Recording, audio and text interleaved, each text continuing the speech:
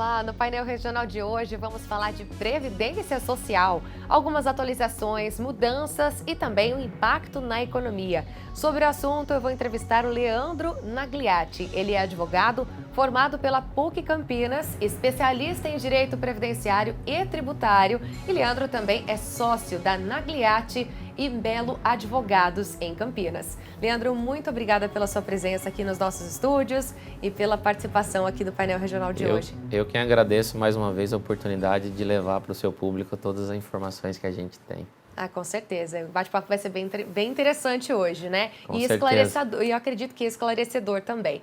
Para começar, a Previdência Social é um dos principais condicionantes da estabilidade social e também do dinamismo econômico no país. Quanto a Previdência equivale ao PIB, por exemplo? Esse ano a gente ainda não tem as informações porque o ano ainda não fechou, mas as informações que a gente tem de 2022, né, que o total do PIB no Brasil foi de aproximadamente 10 trilhões.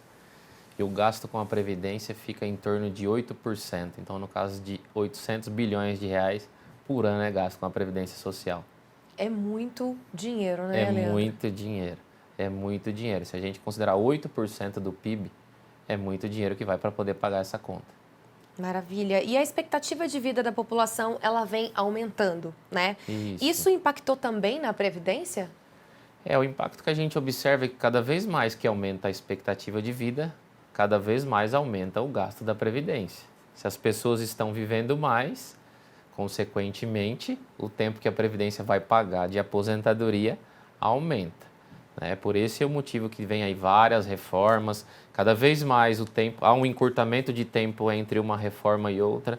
Nós tivemos a última em 2019, nós tivemos a anterior em 1999. Acredito eu que nos próximos 3 ou 4 anos teremos mais uma reforma. E essas reformas, elas ajudam especificamente no quê? Para ficar claro para quem está nos assistindo ou tem essa dúvida. Geralmente as reformas basicamente vêm para quê? Para poder retardar, para poder adiar a data da aposentadoria. Cada vez mais a data da aposentadoria com a idade é jogada para frente. Cada vez mais você vai ter que trabalhar mais, como vai viver mais, para receber menos tempo de aposentadoria e a conta da Previdência ficar menor. Isso tem base, então, com a expectativa de vida que vem aumentando, é sobre isso? Exatamente. Se a gente pegar coisa de 30 anos atrás, a gente falava na expectativa do brasileiro em torno de 65 anos. Hoje a gente já vê aí por volta de 80 anos, falando assim, em linhas gerais. Então a gente coloca aí que a Previdência está pagando mais 15 anos, vamos dizer assim. Então a conta às vezes não fecha. Entendi. Por aí. E a recente reforma da Previdência, como você comentou aqui com a gente, ela impactou já na economia? Já sente esse reflexo na economia? O fato da reforma da Previdência, no meu entendimento, não impacta diretamente na economia em si por conta do adiamento, ou por conta do recebimento, ou por conta de valores. Eu imagino que impacta mais no aspecto político, por conta da organização. Cada vez que você faz uma reforma, cada vez que você, pelo menos, tem a intenção de melhorar, não só para o governo, como no caso para o segurado também, ou que seja o contribuinte, vamos puxar um pouco para o lado do tributário, a coisa organizada gera reflexos para o empresário que vai passar a investir mais e vai poder, no caso, ter mais retorno com relação a isso. Então eu vejo nesse aspecto, como uma melhora. E para quem está em casa e ainda tem um pouco de dúvida, sobre esse assunto da reforma da Previdência, quais foram as principais mudanças que ocorreram? Porque a penúltima foi em 1999, é isso que você comentou? Isso, e a última em novembro de 2019. Então, quais foram as principais mudanças de lá para cá? O que é a principal mudança, a básica, foi que a aposentadoria agora por pontos. O que seria essa aposentadoria por pontos? É a somatória do tempo de contribuição com a idade. Nós também tivemos alteração na aposentadoria por idade. Então, falando por pontos, hoje, no ano de 2023, o homem, para poder aposentar, ele tem que ter 100 pontos. Então, no caso, vamos dar um exemplo básico. 35 anos de contribuição e 65 anos de idade, com 100 pontos ele aposenta. A mulher com 90. Então, nessa mesma situação. Agora, no ano de 2023, nós chegamos na idade mínima da aposentadoria por idade para a mulher, que é 62 anos. Do homem permanece 65. Lembrando que o tempo de contribuição mínimo na aposentadoria por idade, 15 anos. Porém, tem um detalhe, o homem não mudou a idade na aposentadoria, porém, os que entraram na Previdência depois de 2019, os homens vão ter que contribuir mais 5 anos, passando para 20. Então, essas foram as principais alterações com a reforma de 2019. E como que funcionam essa pontuação? Como que esses pontos são contados? Só para a gente também esclarecer isso para quem tem dúvida. São registro em carteira, a tua contribuição, seja como autônomo, como facultativo, como empregado, como contribuinte individual, como MEI, né? Todas essas contribuições entram no teu período contributivo. Então, no total do homem teria que ter 35 anos, vamos dizer assim, nesse ano, e a mulher 30. Basicamente é isso. Para quem é microempreendedor ou para quem é autônomo, como que funciona essa parte da pontuação? Isso tem algum programa específico ou algum lugar específico que você precisa contribuir? Como que funciona, Leandro? Assim, do MEI, que a gente chama de microempreendedor individual, o valor da contribuição é 5% do salário mínimo. A contribuição como MEI, ele entra para você para contagem na aposentadoria por idade. Porém, por tempo de contribuição, a gente tem que observar que muita gente, às vezes, esquece dessa situação. Você tem que complementar os 20% do valor do salário mínimo. Então, você tem que recolher mais 15. Então, fica 5 mais 15. Quem não recolher, o MEI vai contar somente para aposentadoria por idade e não por tempo de contribuição. Então, um detalhe muito importante para ser observado. Isso funciona só para o microempreendedor individual ou para os outros empreendedores também? Não, só para o MEI, só para o microempreendedor individual. O restante é normal. Ah, entendi. E um estudo recente, ele mostra que o número de pessoas com mais de 60 anos dobrou em 2 décadas. E pode ser quase a metade da população adulta em 2040. Um dado bem interessante, né? Como que a gente deve olhar para esses números quando a gente fala de previdência, Leandro? Então, esses números, né, praticamente quase em todos os países da Europa, a gente já tem esses números. O Brasil, como é um país, vamos dizer assim, mais novo, então esse número vai chegar em 2040. A conta da Previdência só tende a aumentar. Imagina, né, que metade da população adulta, maiores de 60 anos, em 2040, qual que vai ser o valor dessa Previdência? Se a gente está falando hoje em 8% do PIB, pode ser que às vezes ela chegue até 11% ou 12% do valor do PIB. Entendi. E no caso, essas pessoas, se a gente não tiver uma reforma, a conta não vai fechar. Vai ser sempre deficitária. Apesar de que, no meu entendimento, a arrecadação da Previdência é superavitária infinito. Eles arrecadam bastante. Porém, a destinação desse dinheiro talvez não seja só para a Previdência. Aí nós vamos falar também de assistencialismo e outras situações. A gente vai até abordar esse assunto ainda na entrevista de hoje também, né? E como que funciona o regime da Previdência, uma vez que os servidores públicos estão sujeitos a diferentes regimes? No caso do servidor público, ele possui um regime próprio, tá? Não só o servidor público da União, vamos falar assim, como também do Estado, como também a maioria dos municípios grandes acima de 200 mil habitantes, hoje no país, possuem um regime próprio. É basicamente o mesmo regime do INSS, porém quem administra a conta é a autarquia, ou municipal, ou federal, ou estadual. É basicamente a mesma coisa, porém não são filiados ao INSS. Um exemplo aqui em Campinas é a Camprev, no estado de São Paulo, o IPESP, e por aí vai. E a gente vai falar também, né, Leandro, um pouco de pensão por morte. Isso, acredito que isso seja um assunto também delicado, que existam muitas dúvidas, né? E as pessoas precisam, aproveitar esse momento para esclarecer tudo. Quem de fato tem o direito e quais são os requisitos em relação a isso? Como que funciona? A gente, quando fala em pensão por morte, a gente pensa principalmente no cônjuge sobrevivente. Então, esse é básico, né? No caso, faleceu o marido ou a esposa, o cônjuge tem direito à pensão por morte. Em segundo, a gente pensa também nos filhos ou nos pais. O que? Ele tem que ter, comprovar a dependência financeira daquele que faleceu. Tá? Se não conseguir comprovar a dependência financeira, também não recebe. No caso, vai até, para os filhos, 21 anos de idade, né? A não ser que ele seja incapaz ou tenha alguma deficiência, seja física, seja intelectual, mental, enfim, alguma situação dessa. Então, isso é a pensão por morte. E no caso, se os pais ou até algum outro parente que seja mais afastado, que seja dependente, a gente consiga comprovar financeiramente de quem faleceu, também tem direito à pensão por morte. Quem tem direito, como que funciona, e você comentou que tem um exemplo bem interessante para nos dar. É importante esclarecer uma situação que ocorre bastante, né, e que as pessoas não se atentam com relação a isso. Uma cliente nos procurou no escritório tem uns 2 meses, querendo a pensão por morte. O que tinha acontecido? O marido tinha falecido recentemente, ele tinha contribuído para a Previdência por 19 anos, então essa pessoa estava segura que com o falecimento do marido ela iria receber a pensão por morte. Porém, ela esqueceu que no caso quando tem o falecimento, a pessoa que faleceu tem que possuir a qualidade segurada. O que é a qualidade segurada? Ele tem que estar vinculado ao regime da Previdência. Existem 3 situações que a gente chama de período de carência para você manter a qualidade segurada. Quando você contribuiu por 1 ano, né, interrompeu, você mantém 12 meses, 1 ano de qualidade segurada. Se você teve por 10 anos ou 120 contribuições, você mantém por mais 1 ano a qualidade segurada. Se você comprovar que você está desempregado involuntariamente, no caso não consegue arrumar emprego por alguma situação, você consegue prorrogar por mais 12 meses.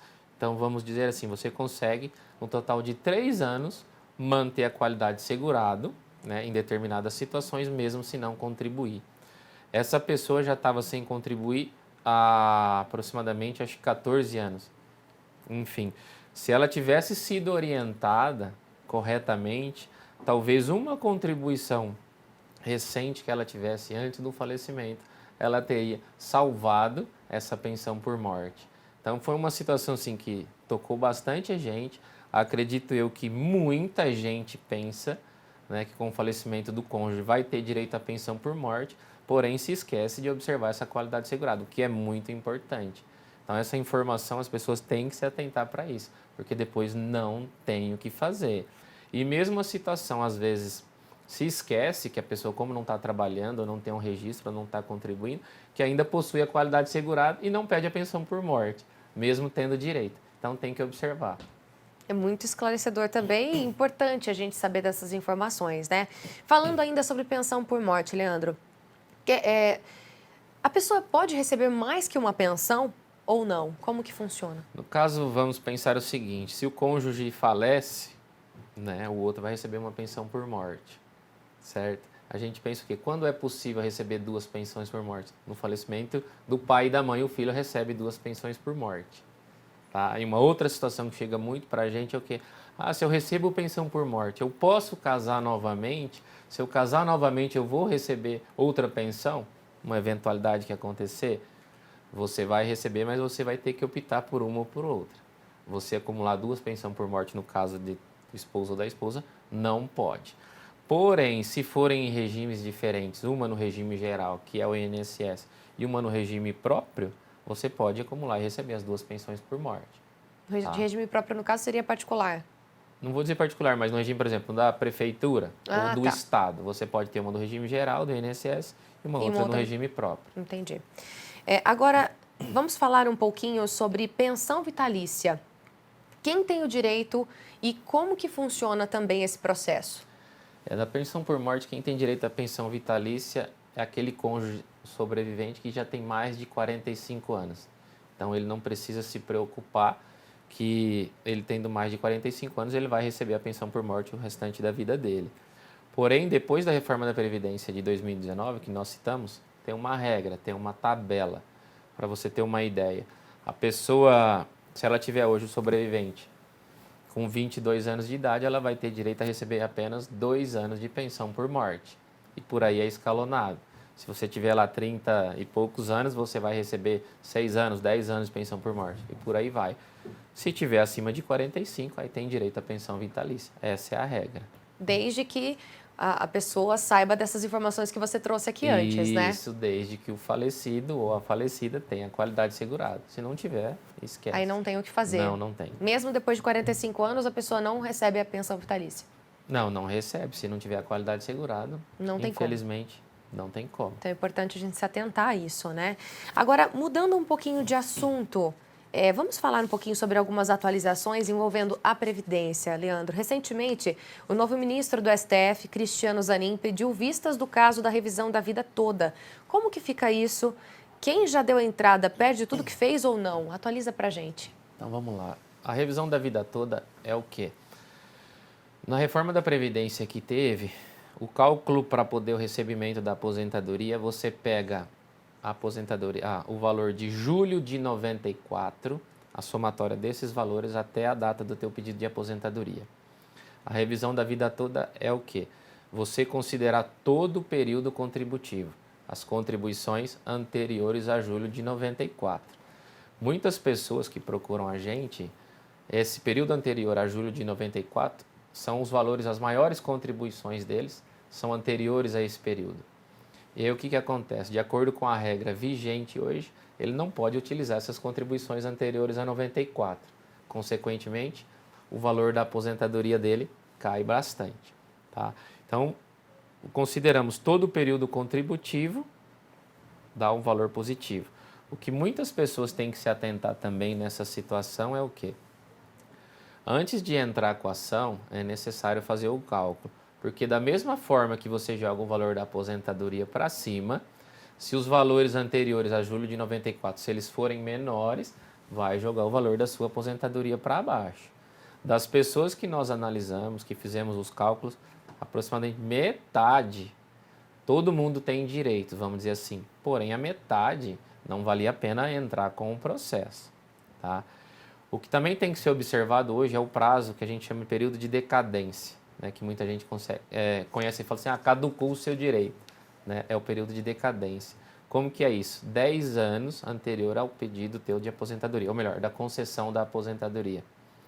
Então vamos dizer assim, se você deu entrada, você tem 10 anos. Se você aposentou, a data da aposentadoria sua hoje for depois, anterior a 10 anos contada de hoje, você já não pode entrar mais. Né, isso foi um período, uma discussão, uma matéria no STF, então o STF manteve o período de 10 anos. O que também está considerado hoje, o que está pendente? Né? Já tem 2 votos a favor, porém eles não querem quitar o retroativo, que é o grande interessante para o aposentado, né? Essa conta. Muitas pessoas já pediram esse processo, coisa de 10, 15 anos atrás, agora o STF, pelo entendimento que está vindo, pode ser que não exige do INSS para acertar essa conta, o que é o mais interessante. Ia valer, a gente chama de modulação dos efeitos. A decisão iria valer somente da agora para frente, o que é um prejuízo enorme para os aposentados. O ministro Zanin pediu vistas disso agora recentemente, ele foi empossado, tem coisa acho que 2 ou 3 meses, entrou, já pediu vistas e já travou tudo. Né? Então a gente está na expectativa. Aí pergunta, vale a pena entrar? Acredito que vale. Analisando, fazendo o cálculo, desde que dê positivo, vale a pena entrar. Porém, o que vai sair dessa decisão, espero eu que seja positiva, né, para os trabalhadores, no caso os aposentados. Se não for, aí paciência. Então, para ficar mais claro, vale a pena entrar com o processo, mas cada caso é um caso, né? Então, teria que analisar individualmente o caso de cada cliente. Não vou dizer assim o caso, mas o cálculo do valor, se vai ser positivo. Tem que analisar, porque se você entrar com o processo e porventura o valor cair, aí a situação fica bem ruim. Acaba não valendo a pena, não. Né? Os números não Pode batem. causar um prejuízo, né? E agora vamos falar sobre FGTS, que também ia passar por uma revisão de reajuste, né? O trabalhador ainda pode entrar com pedido ou é bom esperar? Não, esse aí a gente orienta a entrar, vamos dizer assim, imediatamente. Basicamente, todo mundo que possui vínculo, todo mundo que é registrado, logicamente recebe ou tem o direito de receber o fundo de garantia. Talvez as empresas não façam ou não paguem, mas aí já é uma outra situação. Também aconteceu a mesma coisa da revisão da vida toda. Tá? Inclusive está sendo retomada essa semana pelo ministro Barroso, vão reiniciar o julgamento do fundo de garantia. O que acontece no fundo de garantia? O índice utilizado para reajustar o fundo de garantia está muito abaixo do índice da inflação. Então dá uma defasagem muito grande. Em algumas situações, se o dinheiro continua lá depositado, consegue aí um aumento até de 80% do valor que está depositado lá. Vamos dizer assim, se a pessoa tem 100 mil depositado, ela vai conseguir ir para 180. Tá, eu estou falando assim, generalizando. Então, a gente orienta todo mundo que vá buscar o seu direito. O que vai sair ou não, né, a gente não sabe. A partir dos 2-0 que a gente estava, se eu não me engano, foi o ministro André Mendonça e o Barroso, tá 2-0 a favor do trabalhador, porém também com essa situação da modulação. Eles não querem aplicar o índice que a gente entende da inflação, porém o índice da poupança. É um índice positivo, já vai gerar um ganho para o trabalhador. Porém, de novo, a modulação iria valer só aumentar o índice a partir de agora para frente. Nós estamos falando aí de um rombo, vamos dizer assim, rombo, o que eu não considero de aproximadamente 700 bilhões. Porém, o governo, a Caixa Federal em si, já foram beneficiados com esse índice, né? Agora, eu acredito que era a hora de repassar para quem de direito. Mas vamos aguardar aí o que vem pela frente. Espero eu que termine o julgamento nessa semana, que nenhum ministro mais peça vistas, né? O pedido de vistas é o quê? É quando ele não entende, quando não está familiarizado com a matéria, quer fazer um estudo para poder se inteirar melhor. Acredito eu que todos os trabalhadores já têm entendimento, imagina o ministro do STF se não vai conhecer do assunto. Talvez eles peçam também para ganhar tempo, enfim, então é isso que acontece nos tribunais superiores.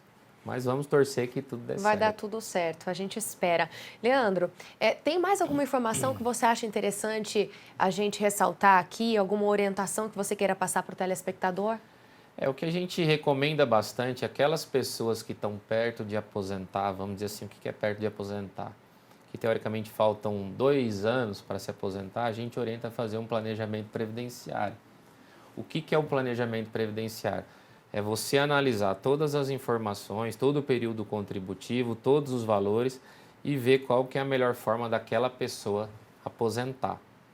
Pode ser que seja melhor na aposentadoria por idade, pode ser que seja melhor na aposentadoria por tempo de contribuição, pode ser que tenha uma aposentadoria híbrida, pode ser que a gente consiga analisar alguma deficiência que essa pessoa possua e a gente já consiga aposentá-la a partir de agora, porque tem uma diminuição de tempo. Pode ser que numa determinada situação ela já tenha direito adquirido lá atrás, ela já poderia ter pedido a aposentadoria, então o valor é maior. Então, assim, tem várias situações que a gente tenta, pelo menos, melhorar o valor da aposentadoria. E é muito válido. Então, por que a gente orienta somente antes de 2 anos? Por conta de que pode ser que venha outra reforma e aquele planejamento que foi feito não tenha validade nenhuma, vamos dizer assim. E isso pode adiar ou até mesmo prejudicar, né? Sim, e não necessariamente precisa ser feito por um advogado, a gente tem que destacar bastante isso. Qualquer pessoa que tenha conhecimento de previdência, ou contador, ou um especialista, pode fazer isso. E outra orientação que a gente passa também, para você fazer um pedido de aposentadoria também não precisa de advogado. É muito tranquilo, é muito fácil, basta acessar o aplicativo ou o site do INSS. Também, ao meu ver, é bem esclarecedor, consegue tranquilamente resolver. Então, as orientações realmente são muito interessantes, né? Tem mais alguma coisa que você acha bacana a gente ressaltar aqui? Tem bastante coisa, né? Aí, assim, a gente pode falar de vários tipos de aposentadoria, de benefícios, de auxílio, porque muita gente pensa também no auxílio assistencial, que é o LOAS, né? Muita gente pensa que é um auxílio da Previdência. Não, é um auxílio assistencial, né? Tem caráter assistencial. Então, também tem como pedir, também não precisa de advogado, que muita gente vai atrás e fica caro, às vezes, pedir para advogado. Então, você consegue fazer sozinho, vai até o INSS, assistente social vai na sua casa, vai poder analisar toda a situação. Então, teu benefício assistencial vai ser deferido. Então, se tiver alguma dúvida, é só procurar ajuda que vai dar tudo certo. Ou tentar, né, resolver tranquilo, não tem problema.